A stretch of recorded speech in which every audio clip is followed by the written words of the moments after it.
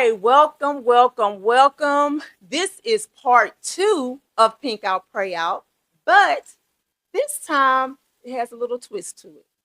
I did not realize that domestic violence was in October as well. So when I found that out, I was like, oh my God, nobody says anything about about domestic violence. Nobody even throw a purple. They don't do anything. So um my mom and died of breast cancer, and unfortunately, I saw the abuse coming up. So these two things are dear to my heart, and I just want to welcome you, Paige Parkerson. Thank you for coming. Thank you for Thank you having for me. being here, and we're just gonna get right into it. We're gonna start with conversation. Let's start with, of course, I've already said thank you for being here. I want you to share your story. And we're going to start with part one, life before abuse.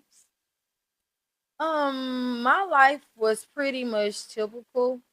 I didn't have the best upbringing, Right. but my grandmother did the best she could. My mama passed away from cirrhosis of the liver when I was 7. She was 28 when she passed away. Um, my grandma pretty much did the best she could. You Right. know, sometimes the water will be off 1 month, then the next month the lights will be off.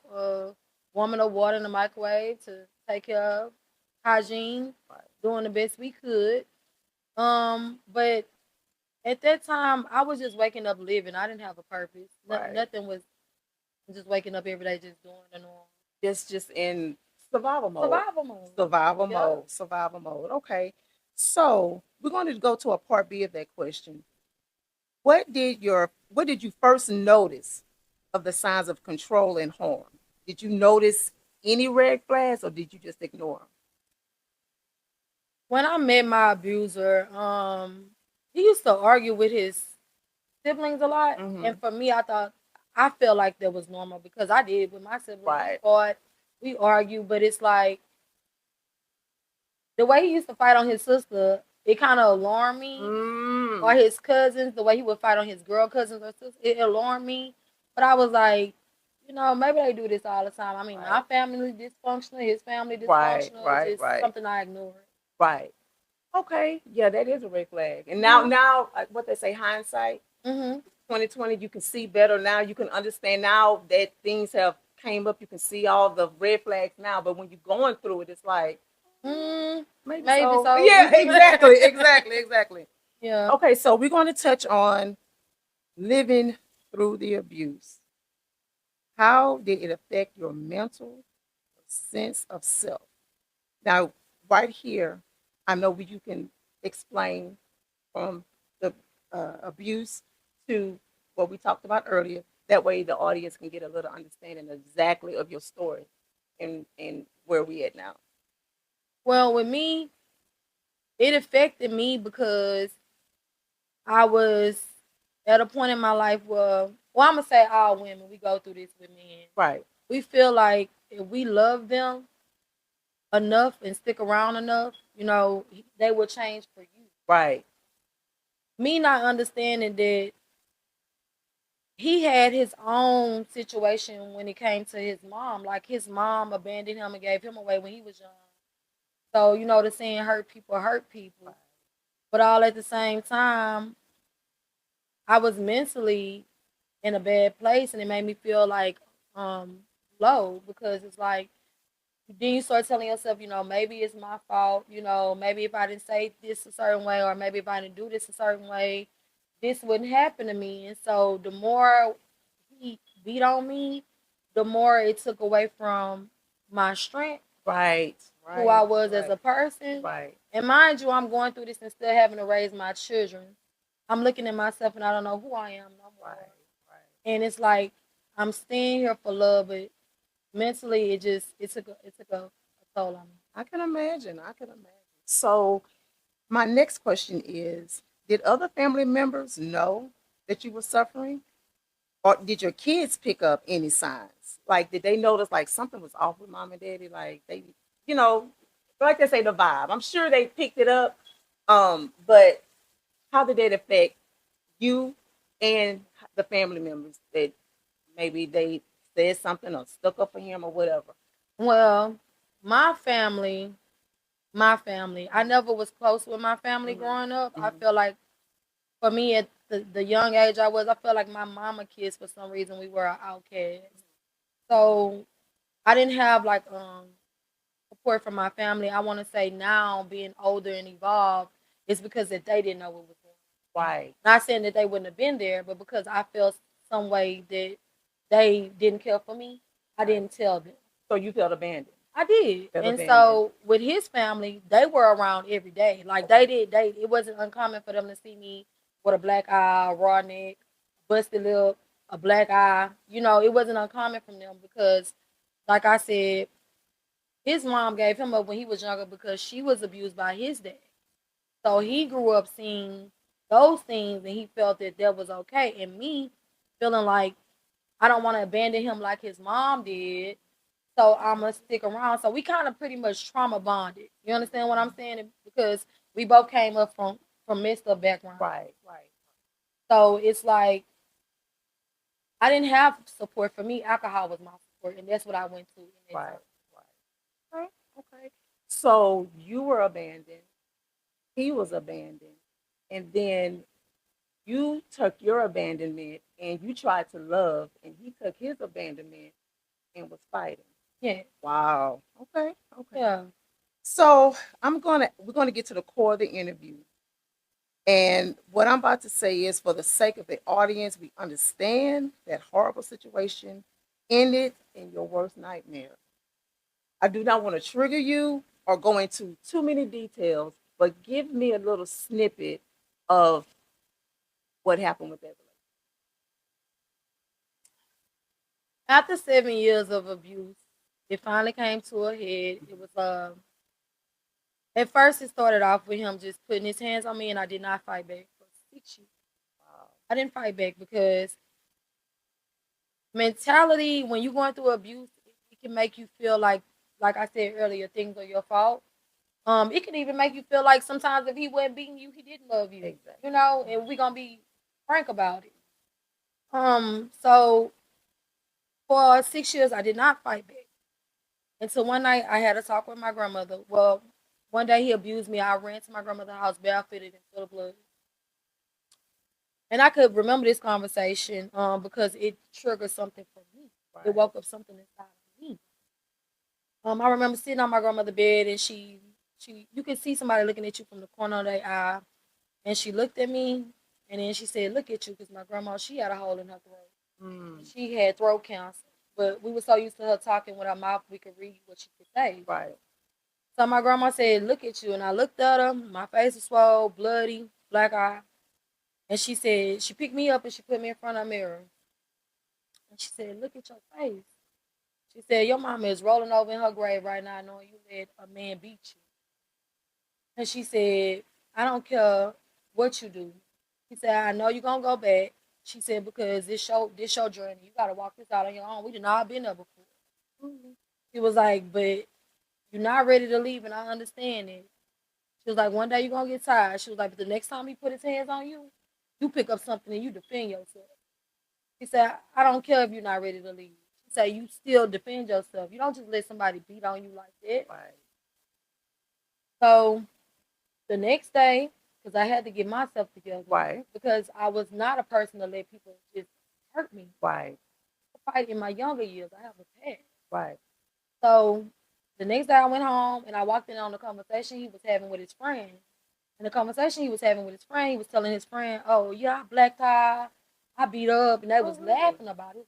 I broke her jaw. So then I found out this is entertainment for you. It's no longer about the hurt you went through in your younger days. It's about you really getting a kick out of this. Ego. Ego. So I vowed that day if he ever put his hands on me again, that I would fight back. And I took my stand.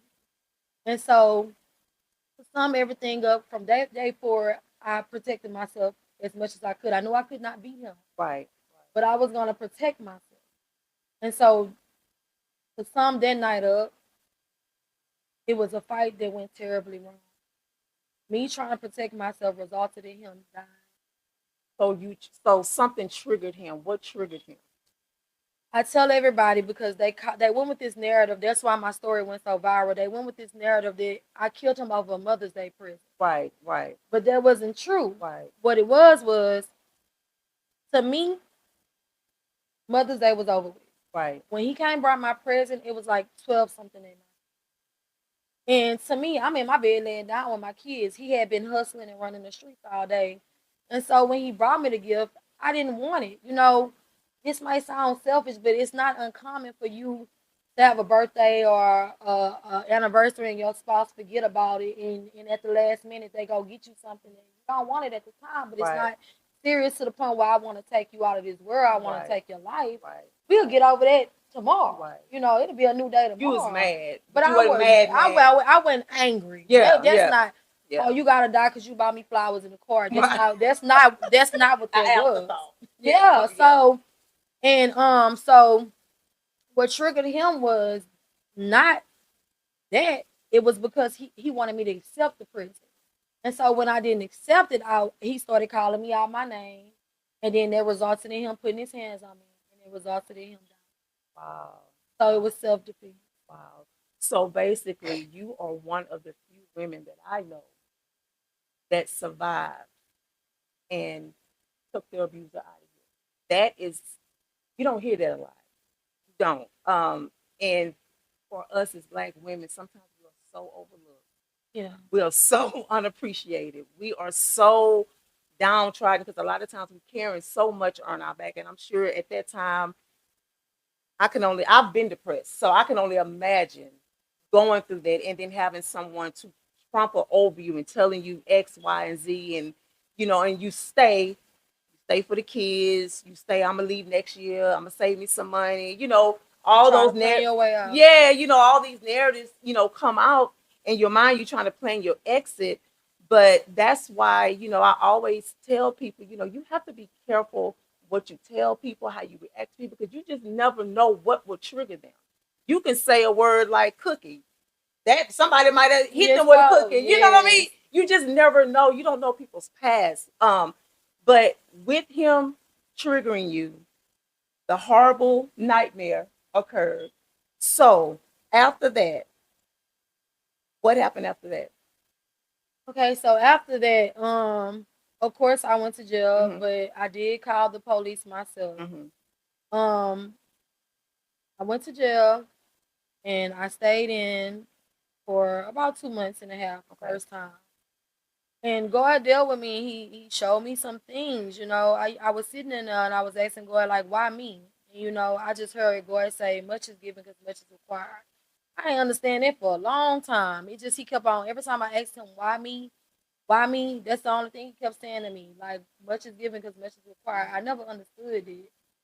So he started taking me through these scenarios in my brain about why I went through what I went through. He even showed me the days he allowed me to walk away from the situation.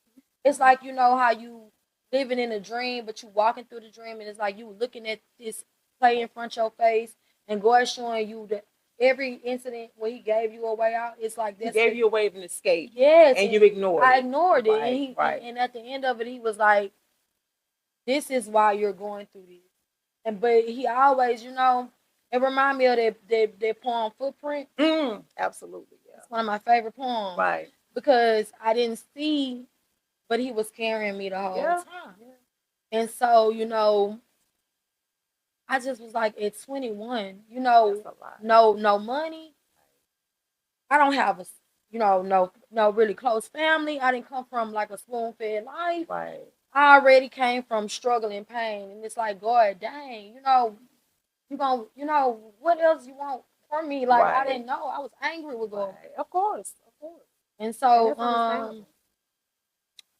I got out of jail, and I thank God for that. But then I went again for another 9 months. Right. People don't really know. Like, it's just so much, I went through. But it was like, God was like, I had to sit you down for a while because he had to work on me, build me up for what I had coming in life. Wow, that is so, girl, you are such a strong young lady. Well, let me not say strong. Have resilience. Because it's okay not to be okay. And you don't have to be strong all the time. And I think that's where us as Black women, we've adapted this narrative. I'm a strong this, I'm a strong that, but sometimes I'm not strong. And I had to tell myself, Kathy, it's okay. Hey, it's okay not to be strong because it wears on you. It's like putting a load. It's exhausting. It's exhausting. You're putting a load on your back trying to keep up with an image or something in your mind, and nobody said that. You know what it was for me though? For me, it was for me, I just was like, nobody gonna take care of you but you. Yeah, I get that. I get that. I And can so understand that. that was my reason for my cape always in my life. I Like understand. I'm just now getting to the point where I'm like, you know what? I got somebody now in my life where it's like, I know he got my back. You know? Right. You So can be at ease. I can be at ease. Right. And when you go through trauma like that, Paige, yeah, you put that like you say, cape or that wall because you've been traumatized so much, even before the abuse, is that you feel like, well, I know God there, but I got to protect myself. I gotta take care of myself. I got to take care of me. Yeah. So that's totally understandable. And however you feel, whatever you went through, your feelings are valid. You matter, and a lot of times, in a situation like yours, they want to blame the woman. Or they want to, she shoulda, she coulda, she did, she that, but nobody was there that night. Nobody but you, the young man, and God. Mm-hmm. So for whatever reason, God chose that situation for you. I know in my heart, and I believe in my heart that God is using that to help you help other people. You know what I mean? Because it's a lot of people that at this time in 2025, they do not talk about domestic violence. They scared. It's like, oh my God, don't talk about it. You know what I'm saying? Like, can we change the subject? That's just basically what it is. And, that's why, they put the fire under my back because it's like, how many other women out here not talking about this? A lot. And going like, well, you got to be that one because, like I told a lot of people, man, go and wrestled about this for years. Like you just said, they always blaming the woman or the person that survived. But for 11 years, I said nothing about my story, even when they found me not guilty and they let me go free. I feel like because I was the survivor, my story don't count. Right. Or because I killed, that's how the devil do, Right, but because I killed him, what I gotta say, it don't even matter. And out of respect for the family, because I don't want them mad or riled up. Right. I'm not gonna say nothing. Imagine for 11 years, you just holding all of this inside. Imagine trying to drink it away, trying to party it away, trying to just submerge it, however you can submerge it. And imagine after 11 years, one day you get mad at what people saying about you, and you just finally tell your story, and you start to slowly release every time you talk. Right. That's your healing. That was your healing. And you were holding all of that stuff in because, a lot of times, in our generation, I'm a little older than you, but in our generation, what's going on in my house? Stay in my house. Don't you be telling my business. Which I ain't gonna lie, I do kind of understand that. Me but too. I do to a certain extent, but not when it's detrimental to your life. Like when I would counsel kids, this is a safe space, but I have to tell somebody if you're trying to do something that I feel like if it was my child, I would want to know. So I definitely, understand, all of that pain and all of that stuff holding in it. It's a wonder that you just didn't become a recluse. Yeah. Because that's a lot. That's how I feel, though. I mean, I even had attempts to where I tried to take my life. I believe you. In jail, I believe you. I believe it. I told God, I was like, man, if this life was as bad as it was to me, just let my death in my death. I just wanted to be happiness and peace because this life was just so much for me, and it's like I said, once I started telling my story, I started to feel like everything I had inside of me kind of like, it was like levels going down and down and down and down.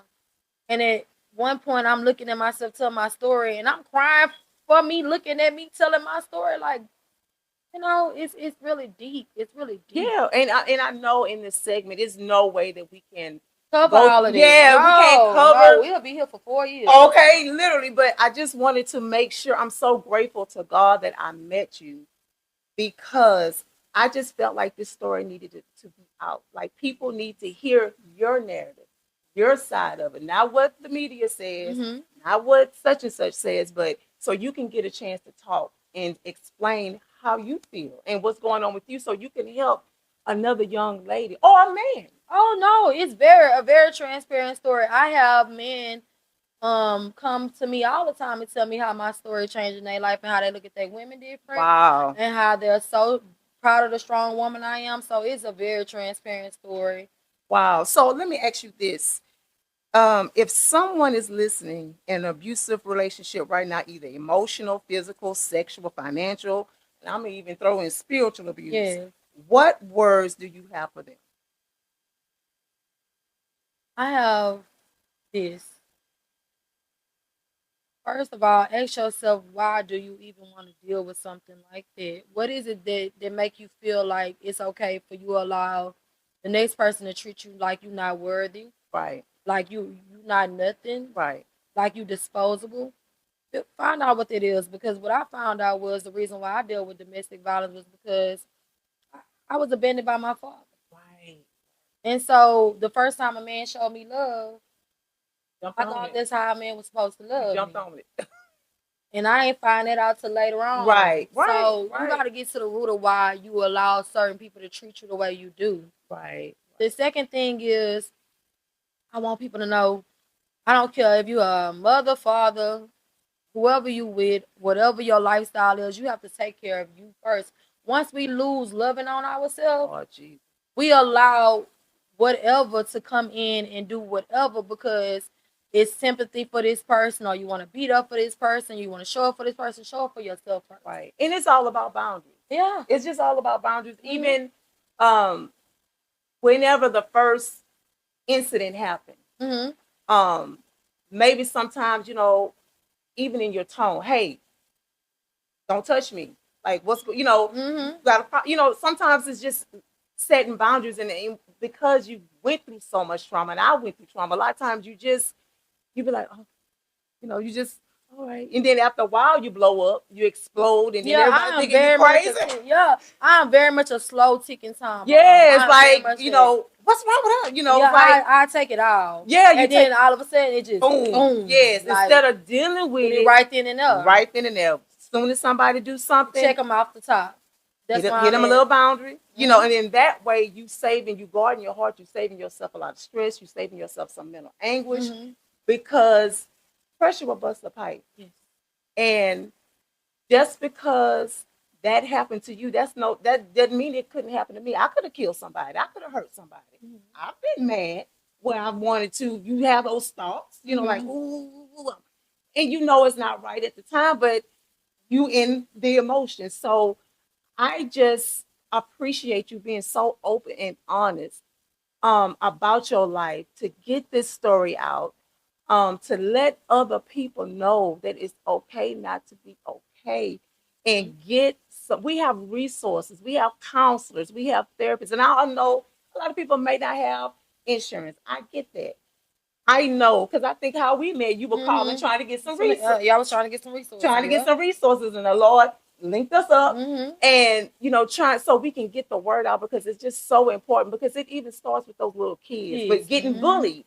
You letting somebody against it. Yes, they let against it. little Ronnie or whatever, and then they take that abuse, and then they get, as they get in middle school and high school, it goes on and on. Goes on and on and on, and then you find yourself in a horrible predicament. That's why I say it starts at the root, and this a new generation. Right. I'm still learning how to gentle parent, because it's like I was raised a certain way, and it's like I feel like that's the way it go.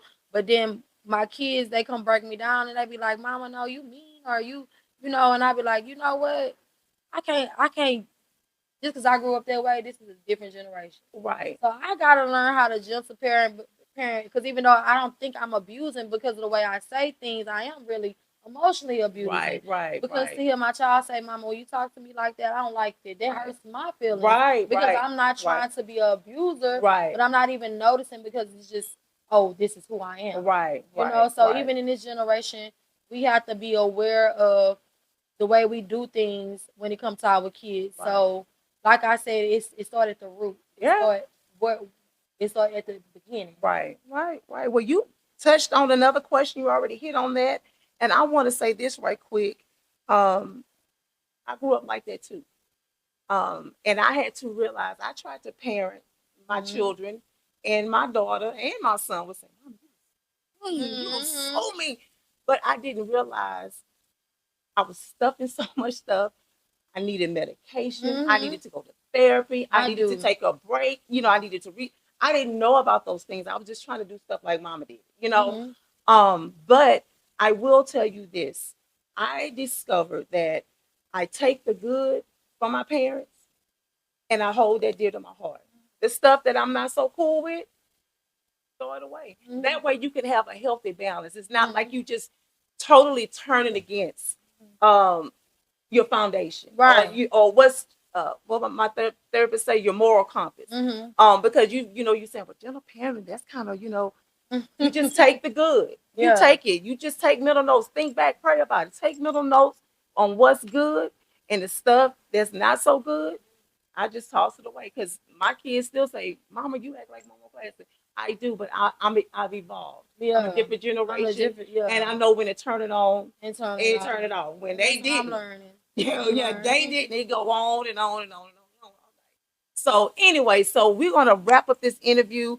But Paige, I want you to tell people where they can get your book because you have a book. I do have a book, and it's not just a normal book; it's a sequel. Okay. So, Guilty of Wanting to Be Loved, Part 1. The Paige Parkerson story is on Amazon. It is only $20. Wow. Okay. Because I want people to not only think of it as it's just about domestic violence. It's about my childhood. It's about the things that I put into a puzzle of why I went through what I went through, what caused it. So the first book is just about the night he died and when I went to jail and when I got out. The second book will be about my childhood and his childhood, how we met and why I dealt with domestic violence. Right. And the third book will be about the trial. So you have to buy one to get to another one, and it starts at the middle. So it's a very good book. It's very relatable. Whether you just been through anything, I kind of touch base on a lot of things in my book. I am proud of Guilty of Wanting to Be Loved. I sold over 80 copies. Wow, very good. And we're trying to get the word out so people, so people can. It's about the message. It's about the message, the message, the message, the message. My son asked me, "Mama, how much you gonna sell your book for?" I said, "At this point, I just give them out because I just want people to read them, and it is on Amazon, and that's where you can find it. I'm currently trying to get it into the jail systems right now because people tend to forget about the inmates. But I feel like coming from where I'm from, in Beaumont, Texas, when you were in jail, a book kind of take your mind off of where you are. Right. And what's more relatable than a book from someone that's telling their story from the jailhouse that she sat in and went Right. So, like I said, my book is very relatable, and yeah, it's a great book. Oh, well, I'm so proud of you, Paige. I have enjoyed our time together, getting to know each other. God doesn't make any mistakes. I don't know what he's doing. I'm just going to enjoy the ride. And, we're going to support each other. And yes, we've talked about, me mentoring you and being with you and helping you. And then that point, you can help other kids. You can help other women or little boys too. I don't want to leave them out. But just to help people because you have a heart for people. I do. I love people. I do. I really do. And it's like, I just want to make sure I insert that, October overall. It's breast cancer awareness is a very important subject. But what I also found out the other day was October 4th is also Alzheimer's awareness disease. Yes. And so it's so much in 1 month, and I feel like you don't have enough time to really study one because it's so compact. And I feel like Alzheimer's and domestic violence takes a back seat to breast cancer awareness. And so what I'm trying to do right now is reach the capital so that we can put everybody in their own month. Awesome. So that we can learn more because you never know when you're going to come across somebody with Alzheimer's or when you're going to have to deal with somebody with breast cancer or domestic violence. I feel like we need to be more educated and more aware of these type of awarenesses because it is very important for everybody. And not to have it all in 1 month. In 1 month, just trying to throw it together and just we need more time to spread the awareness. Well, Paige, thank you so much for coming, my baby. Thank you so much, guys. I appreciate you guys for listening. This is Pink Out Pray Out Part 2, but we're focusing on domestic violence. And remember, domestic violence is in October as well. So while we're celebrating breast cancer, let's think about domestic violence and try to get the word out and get people educated on domestic violence as well. All right, guys. Yeah, bye.